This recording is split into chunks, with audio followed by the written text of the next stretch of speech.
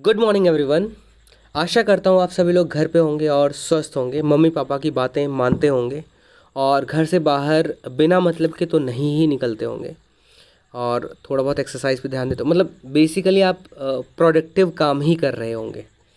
Last lecture तक की अगर हम बात करें तो स्मॉल इंटेस्टाइन तक जितना भी काम हो रहा था वो सारा का सारा काम हमने पढ़ लिया था।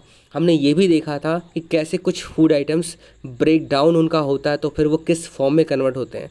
जैसे अगर हम कार्बोहाइड्रेट की बात करें तो कार्बोहाइड्रेट का जब ब्रेक डाउन होता है तो वो सिंपल शुगर में कन्वर्ट होता है। सिंपल शुगर का एक एग्जाम्पल है ग्लूकोज। ऐसे ही अगर प्रोटीन की बात करें तो वो अमीनो एसिड में कन्वर्ट होता है। और अगर फैट्स की बात करें तो फैट्स दो चीज़ों में कन्वर्ट होता है, एक तो फैटी एसिड में और साथ में ग्लिसरॉल में भी कन्वर्ट होता है। ठीक है, तो यहाँ तक तो हमने बहुत अच्छे से समझ लिया था। फिर उसका एब्जॉर्प्शन प्रोसेस देखा था, एसिमिलेशन देखा था। उसके बाद हमने ये भी देखा था कि ब्लड वेसल्स का काम क्या है, वो सिर्फ और सिर्फ ट्रांसपोर्ट का काम करते हैं, एक तरीके से कैरियर का काम कर रहे हैं। किसका? जो भी फूड आइटम्स ब्रेक डाउन हुए थे या फिर पूरी तरीके से डाइजेस्ट हो गए थे, डाइजेस्टेड फूड आइटम्स को एक जगह से दूसरी जगह पे ले जाने का प्रोसेस जो होता है उस प्रोसेस को बोलते हैं एसिमिलेशन। ये सारी चीज़ हमने ढंग से पढ़ ली थी। उसके बाद हमने लास्ट लाइन ये देखा था कि जो भी फूड आइटम्स बच खुच जाते हैं, बचे खुचे जो फूड आइटम्स होते हैं जो ना ही ढंग से एब्जॉर्ब हो पाते हैं ना ही ढंग से डाइजेस्ट हो पाते हैं, वो सारा का सारा कहाँ पहुँचता है? लार्ज इंटेस्टाइन में। अब लार्ज इंटेस्टाइन के बारे में पढ़ते हैं, क्या है ये। Large intestine is wider and shorter than small intestine. कह रहे लार्ज इंटेस्टाइन जो होता है ये भी बिल्कुल नाली लाइक स्ट्रक्चर है, ठीक है, पाइप लाइक स्ट्रक्चर है। लेकिन जो स्मॉल इंटेस्टाइन था वो पाइप ज़्यादा पतला पाइप था और खूब लंबा था। लेकिन जो लार्ज इंटेस्टाइन है ये पाइप काफ़ी मोटा है उसके कंपैरिजन में और इसकी लेंथ भी छोटी है। अगर हम स्मॉल इंटेस्टाइन की बात करें तो वो 7-8 मीटर लंबा हुआ करता था और लार्ज इंटेस्टाइन सिर्फ और सिर्फ 1.5 मीटर ही इसकी लेंथ है। तो आप क्लियरली समझ सकते हो दोनों के लेंथ में डिफरेंस है और दोनों के मोटाई में डिफरेंस है। ठीक है, it's function is to absorb water and some salts from the undigested food materials. तो सारे के सारे न्यूट्रिएंट्स का एब्जॉर्प्शन तो हो जा रहा था स्मॉल इंटेस्टाइन तक। अब उसके बाद बचा रह गया सॉल्ट्स एंड वाटर। सॉल्ट्स ना ही सॉल्ट्स न्यूट्रिएंट्स में नहीं आते हैं और वाटर भी न्यूट्रिएंट्स में नहीं आता है। तो वाटर और सॉल्ट्स भी चूँकि हमारे बॉडी के लिए बहुत ज़्यादा ज़रूरी होते हैं तो इनका भी एब्जॉर्प्शन होना ज़रूरी है। तो वाटर का और सॉल्ट का एब्जॉर्प्शन कहाँ पे होता है? सॉल्ट मतलब नमक, हमारी बॉडी को नमक की ज़रूरत होती है। तो नमक का एब्जॉर्प्शन और वाटर का एब्जॉर्प्शन कहाँ पे होता है? लार्ज इंटेस्टाइन में। ठीक है, from the undigested food material. तो याद रहे कि जब भी फूड आइटम्स लार्ज इंटेस्टाइन में पहुंचेंगे वहाँ पे ज़्यादातर अनडाइजेस्टेड फूड आइटम्स ही पहुंचते हैं जिनका और कुछ काम रह नहीं गया है। बस काम क्या रह गया था उसमें? सिर्फ और सिर्फ पानी और नमक का। अब पानी और नमक भी लार्ज इंटेस्टाइन में जाके एब्जॉर्ब हो चुके होते हैं। ठीक है, आगे कह रहा है the remaining waste passes into the rectum and remains there as semi solid faeces. तो क्या कह रहा है कि अब जो है लार्ज इंटेस्टाइन में जब पानी और सॉल्ट एब्जॉर्ब हो गया, अब उसके बाद जो भी चीज़ें बची होंगी ना उनको हम सिर्फ और सिर्फ वेस्ट फूड आइटम्स बोलेंगे। उस वेस्ट का हमारी बॉडी में किसी तरह का कोई भी काम नहीं है, उसका बाहर निकलना इसलिए हमारे बॉडी से ज़रूरी होता है। लेकिन वो लगातार तो बाहर निकल नहीं सकता, लगातार बाहर निकलता रहेगा तो प्रॉब्लमेटिक हो जाएगा। तो क्या होता है कि वो जो वेस्ट प्रोडक्ट्स होते हैं वो लार्ज इंटेस्टाइन के जस्ट नीचे एक पार्ट होता है, उस पार्ट को बोलते हैं रेक्टम। वहाँ पे जाके वो धीरे धीरे इकट्ठा होता रहता है। ठीक है, और किस फॉर्म में? सेमी सॉलिड के फॉर्म में, सेमी सॉलिड फिशीज के फॉर्म में इकट्ठा हुआ होता है। सेमी सॉलिड मतलब पेस्ट की तरह आप इसको बोल सकते हो, और फिशीज मतलब मल मूत्र हिंदी में उसको बोलते हैं, आप पॉटी बोल सकते हो जिसको। ठीक है, उसके बाद क्या कह रहा है कि the fecal matter is remove through the anus from time to time.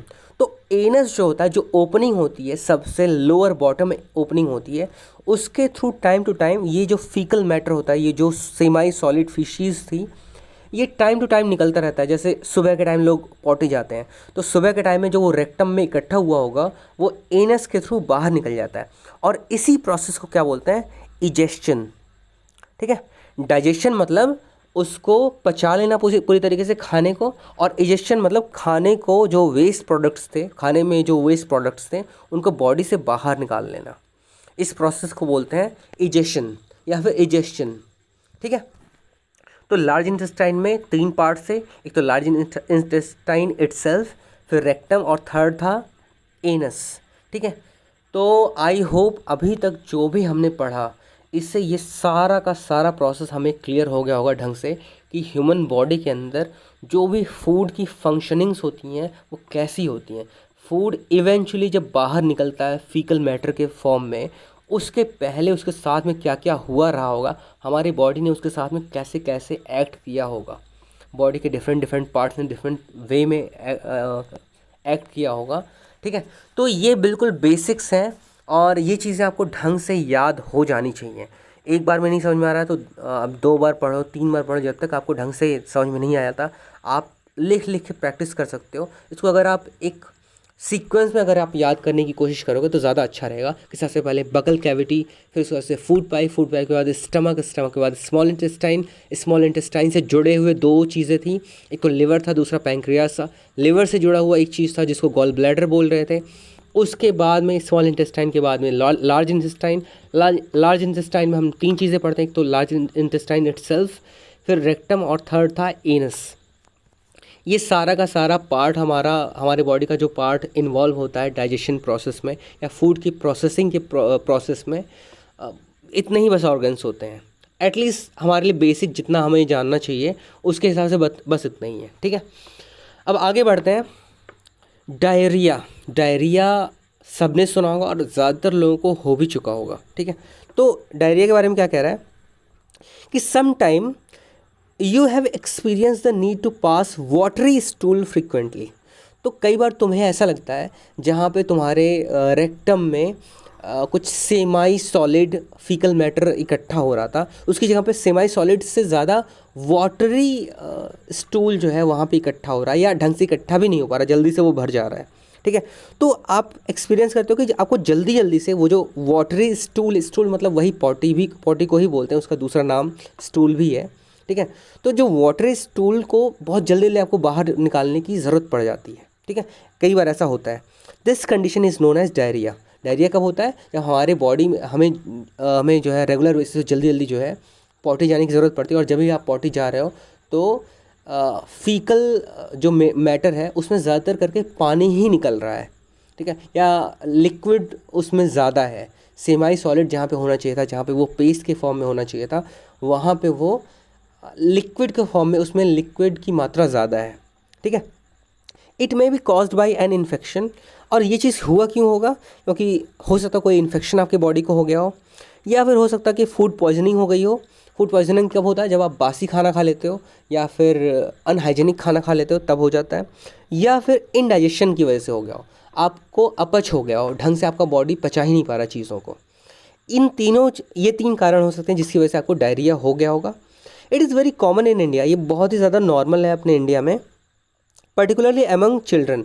छोटे बच्चों में डायरिया वगैरह होना बहुत नॉर्मल बात है। ठीक है, under severe conditions it can be fatal. बहुत ऐसे जगह पे, ऐसे बहुत क्रिटिकल कंडीशंस में बहुत ही ज़्यादा ये फेटल हो सकता है, बहुत ज़्यादा सीरियस बीमारी भी हो सकती है कई बार ये। अदरवाइज़ जनरली ये बहुत नॉर्मल सी छोटी बीमारी होती है, लेकिन कुछ कंडीशंस ऐसे होते हैं जब आप लापरवाही अगर ज़्यादा कर दो या कुछ ऐसी गड़बड़ियाँ हो जाती हैं जिसकी वजह से ये बहुत ही ज़्यादा सीवियर या बहुत ही ज़्यादा सीरियस बीमारी हो जाती है। ठीक है, this is because of the excessive loss of water and salts from the body. आपको याद होगा कि सॉल्ट्स और वाटर कहाँ पे एब्जॉर्ब हो रहा था? हमारे लार्ज इंटेस्टाइन में। इसका मतलब ये हुआ कि लार्ज इंटेस्टाइन ढंग से काम नहीं कर पा रहा है, और हमें पता है कि हमारे बॉडी को सॉल्ट की और पानी की ज़रूरत होती है। पानी की तो बहुत ही ज़्यादा ज़रूरत होती है।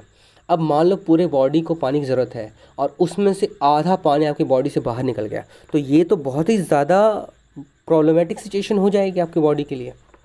ठीक है, तो diarrhoea should not be neglected. बहुत सारे लोग डायरिया को बहुत हल्के में ले लेते हैं और इसको नेगलेक्ट कर लेते हैं, लेकिन इसको नेगलेक्ट नहीं करना चाहिए। जब तक डायरिया आपका ठीक ना हो जाए तब तक जो है प्रॉपर दवाइयाँ लेनी चाहिए, प्रॉपर केयर होना चाहिए।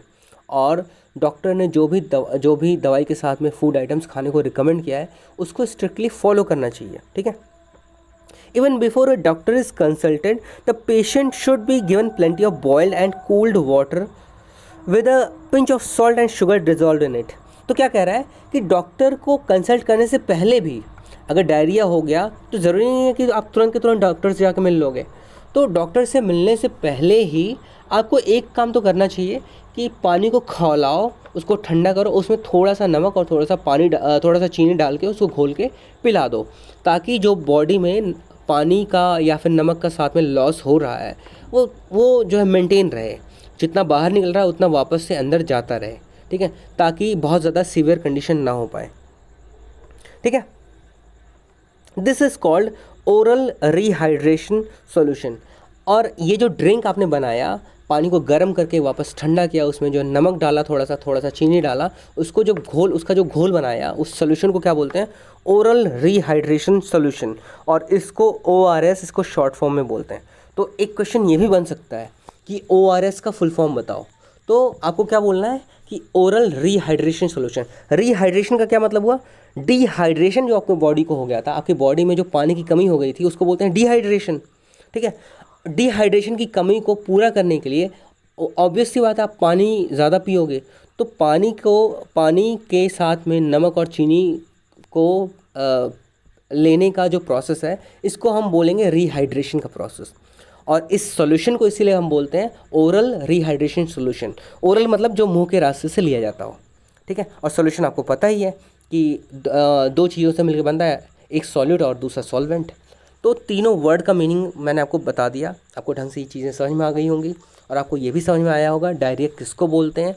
और अब आपको ये भी समझ में आया होगा कि डायरिया को हमें हल्के में नहीं लेना चाहिए, क्योंकि डायरिया कई बार बहुत ज़्यादा सीरियस फॉर्म ले सकता है, जो कि इतना ज़्यादा सीरियस हो सकता है कि फिर उसके पीछे बहुत ज़्यादा खर्चा आएगा। और कई बार ऐसा भी हो सकता है, अगर प्रॉपर ट्रीटमेंट ना हो पाए तो it may even lead to death, ठीक है।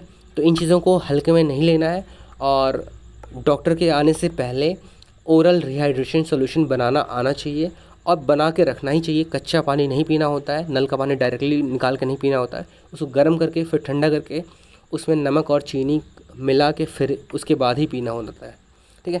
तो यहाँ तक ये पूरा का पूरा टॉपिक आई होप समझ में आया होगा आपको। नोट्स बनाते रहें, और बाकी हम नेक्स्ट लेक्चर में आगे कंटिन्यू करेंगे। Thank you.